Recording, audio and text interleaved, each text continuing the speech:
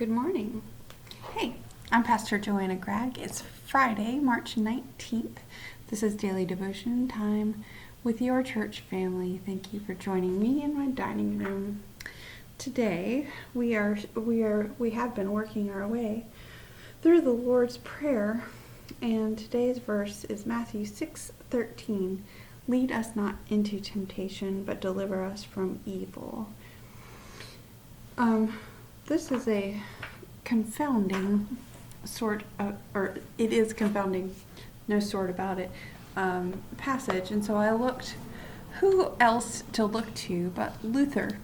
And I remember in confirmation class, 30 years ago, however many years ago that was 30 years ago already, memorized Luther's explanation to the Creed and also to the Lord's Prayer, the petitions where he explained what each line and petition meant, or basically,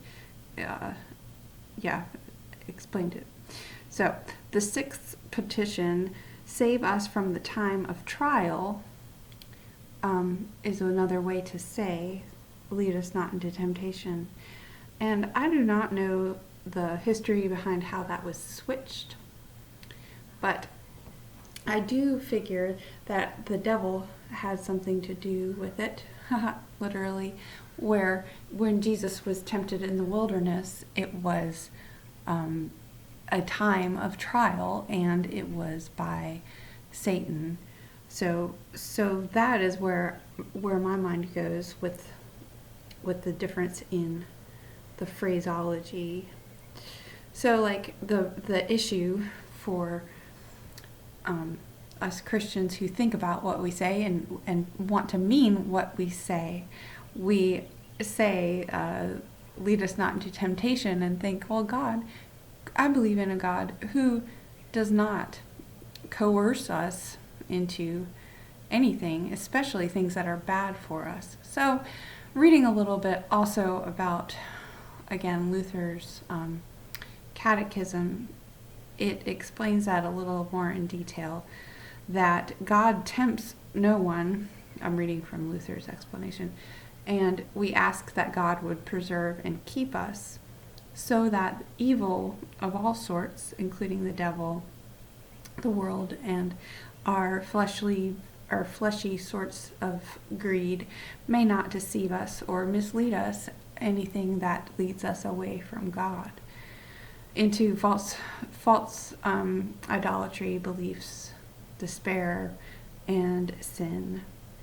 So this part of the prayer is kind of like, please, God, I want to be on the side of good, and I want to be on your victorious side, that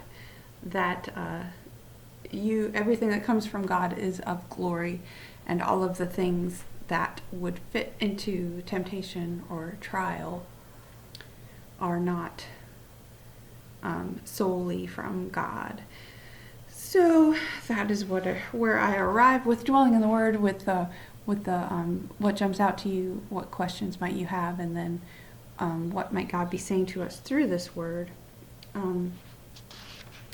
Throughout history, evil has been with us, but thanks be to God, so is God. But I'm thinking of the different ways that evil has been understood and been talked about in society.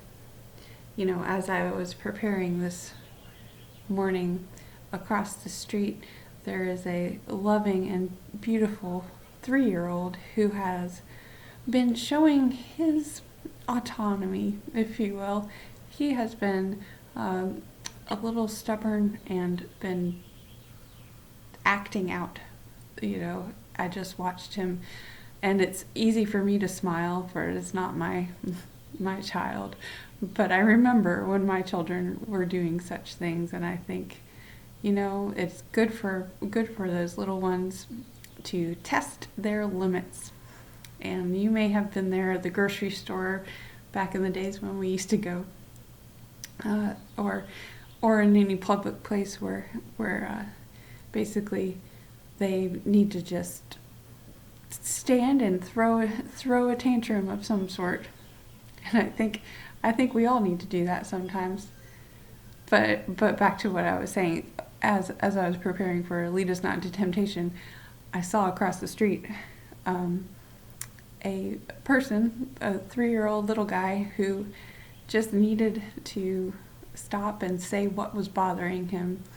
And that is kind of where we find ourselves sometimes.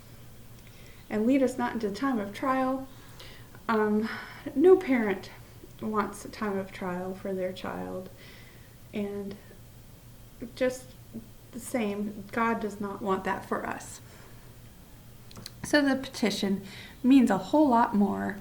It allows for us to acknowledge that God will care for us and continue to care for us, and wants, of course I say what's best for us, wants us to know that what all God requires of us, or all God wants from us, are good things, not what we see as perfection or whatever. That anything that leads us astray is not from God. That separates us from God is not a good thing, including things that we may be tempted by and may be tested by that seem and look like they are good. So I think of Abraham, and how the conversation that God and Abraham had is brought up in Luther's writings, that maybe every once in a while all we need is to be reminded of who we are and who God is, and who is in control, who is in ultimate control. And just because I love the Bible, and I had it open for youth group just a minute ago, we're reading this week. So do not worry about tomorrow, for tomorrow will bring worries of its own. And may that be a prayer for you this day.